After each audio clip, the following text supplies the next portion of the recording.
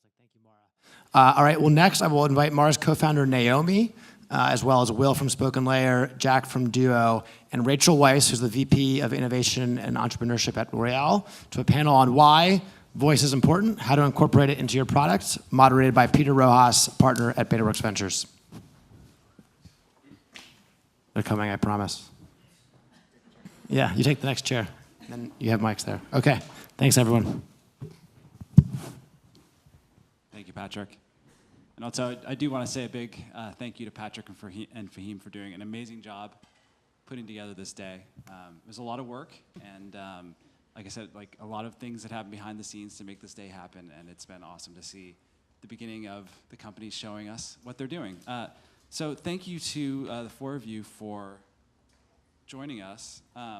Wanted to talk about why voice is important, which I think is a question that we all believe that we know the answer to, that we believe in voice because we're working in voice. But I think there's something special about voice that I'd love for us to discuss, because I think all of you are incorporating voice into what you're doing for very specific reasons, because you think it adds something special to what you're doing. So, I mean, if you just want to go down the row, and I think, Naomi, you want to talk about... I'll kick it off. Hi, everyone. For us, the reason we're investing in voice technology, as Mara just so beautifully spoke to, is first the emotional connection with users, to deepen that.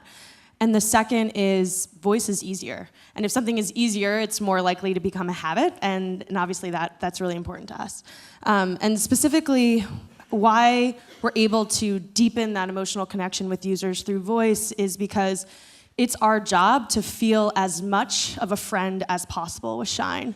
And voice is the mechanism that will feel the most like a friend, and will feel like you're having a conversation, someone's validating you, someone's hearing you, someone's responding with whatever you're kind of saying, they're responding with something meaningful and purposeful back. And so that's really that deeper emotional connection. And the second around ease is the biggest trend for millennials and well-being is that we view well-being not as just a trend that we kind of put on a shelf and we take off when we're able to go on a sabbatical, which isn't always realistic. We view it as something that needs to permeate our everyday. It needs to be present. We need to always have a product that keeps up with the frequency at which we're thinking about our well-being, which is all the time. And voice is simply easier. It's easier to gratitude journal by speaking to something. It's easier to reflect on the learnings that you have from a tough situation and how you handled it. And so the more that you're giving via voice, we're able to fulfill that fourth step of the hook model, which is investment in a product, ultimately making it stickier, making it more purposeful, because you're sharing more with us, and we're able to give you a more personalized and purposeful experience in the morning around the single most important thing, which is how you feel. Yeah, I think I want to build on that and go a little deeper. I think, voice is something you can have a great relationship, but I think what it boils down to is actually biology. We are hardwired for millions of years to share information as sound.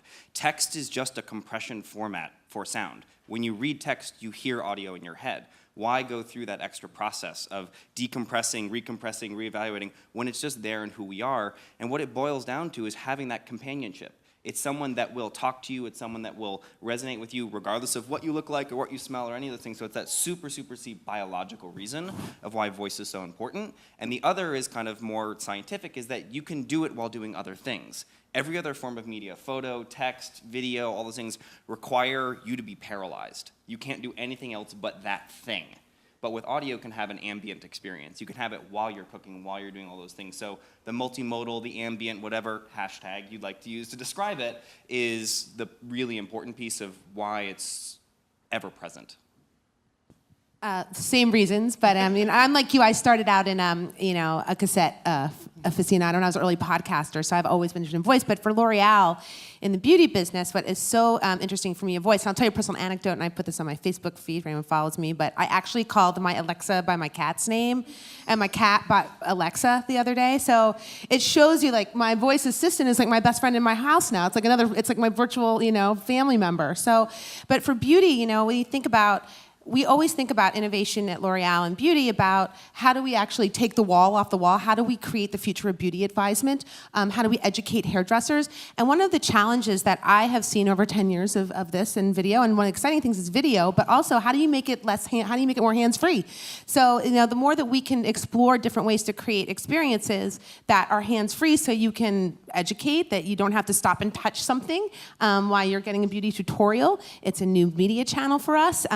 There's so many interesting things for us and applications around voice, but what really struck me first is the fact that, when we started thinking about YouTube tutorials, how do we, if someone's actually learning to do something, you would have to stop, touch, how long should it be, 10 minutes? Voice eliminates all that problems because it's all hands-free. Yeah, I agree with Will. I think it's something that we're just naturally inclined to do. I think, for me personally, I think it's just much easier when I need to talk to someone. I hate texting or I hate messaging. I just pick up the phone and call them. It's just, you get so much more done by just talking. And I think if you just did a study on how many words per minute you can type versus speak, I think you can easily kind of like see that way. So I think number one, it's just we're inclined to do so. And second, it's something that not only are we more inclined to just talking, but we're also inclined to speaking. Or, I'm sorry, listening. Yeah. So whether it's that we're controlling computers by telling them what to do, or they tell us some information by voice, I think it's just the ultimate form. So, Rachel, a question for you about L'Oreal's efforts here. Smart speakers are obviously, the slide Matt had earlier, expected to be in a huge number of homes in the coming years. How does it start to impact your marketing efforts at L'Oreal, and how you start to think about voice computing and voice interfaces, given that they can be very intimate, that they are interactive in a way that traditional advertisement or marketing effort wouldn't be? I think that's what's so exciting about it. It's if you combine the concept of of conversational commerce and computer vision for beauty, it's holy grail, that becomes mass adopted because it is about personalization. Beauty is very personal. It's very specific. Part of my role at L'Oreal is how do we make beauty more personal for people in any way that we communicate with a consumer. So, thinking about what I said earlier about education, around product recommendation, about being smarter of what products we recommend to you, and if it's less immersive for people that becomes the next way of people are communicating and discovering products. Voice is a natural. We are obligated as a company to explore what this means for beauty and how can we build a layer on top of the technology we see that's meaningful for a beauty company. What do you think are the perils, given sort of the intimacy of voice? Because you really have to be able to get the tone and the inflection sort of right, and how you interact. Especially, it's something that applies obviously to Shine as well, and it's one of the things I thought was so interesting about what Jack is doing with Duo, which is you can set a tone or personality for your assistant, and so something that I want to talk about with all of you, which is what are the risks of getting that wrong, of getting the tone wrong, because again, voice can be so intimate, and because with the smart speaker, it is this interactive experience. There's ideally a back and forth. So, Rachel, I directed it to you first if you want to start, but I'm happy to. It's early days. We have to test that. I was really thinking about this morning about, and I go to a hairdresser and I get a consultation. It's very personal, and you have to like your voice. I wonder if anyone's building that choose your own voice. Is there ability to have that, and can you choose your recommendation tool? It's early days. That's definitely an area of experimentation. Yeah. It's obviously like the cadence and the tone, which we spend a lot of time thinking about because it should sound like a friend and it should sound like someone that you want to share very personal things with. The other really important point is what do you do with what they're telling you? And I think that's actually what matters the most. If for us, if people are sharing some really, low points that they had in their day, or they're sharing an insecurity that they haven't shared with anyone else. Obviously, the tone matters, but it's also what are we giving back to them? How are we validating them? How are we using the data that they're giving us and increasing their experience, making it better.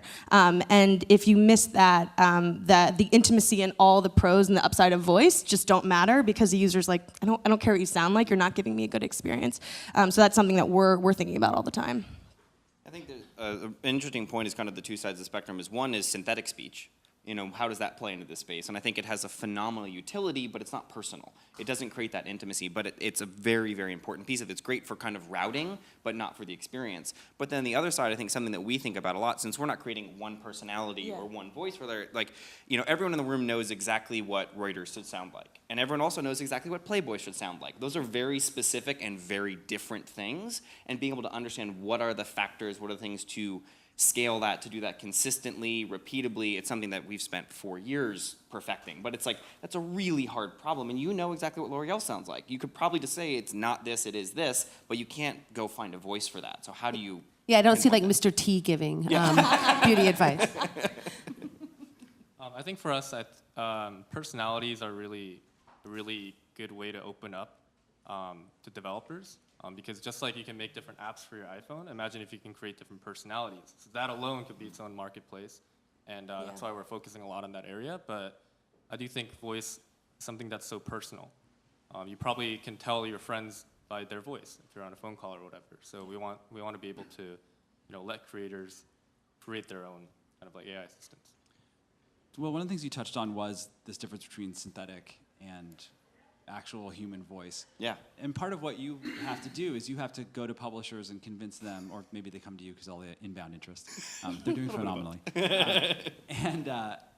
But you have to convince them, this is better than text-to-speech. This is better than what you're going to get from running it through a program.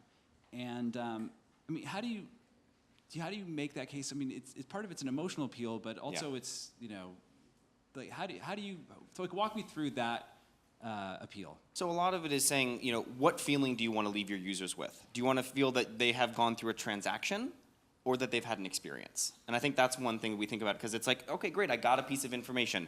Is this store open today? Yes, it's open 8 to 6. Great, thank you. You solved my problem. I've moved on. I have no relationship with that. But let me tell you about a story about how restaurants start.